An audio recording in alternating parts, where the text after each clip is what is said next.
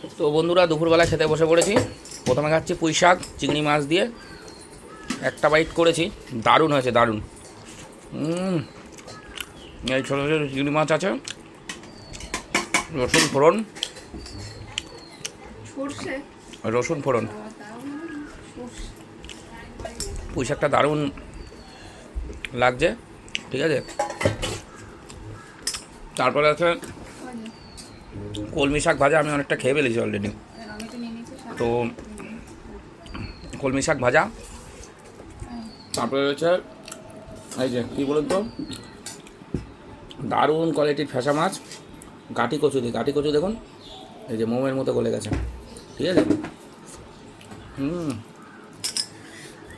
তারপরে আছে আমার ফেভারিট মাছ প্যাকাল মাছ, আর আছে হচ্ছে চিংড়ি মাছের একটা পাতলা করে বানিয়েছে, এটা অনেকে খুব টেস্ট হয়েছে, পাখি খেয়ে খুব টেস্ট বলেছে।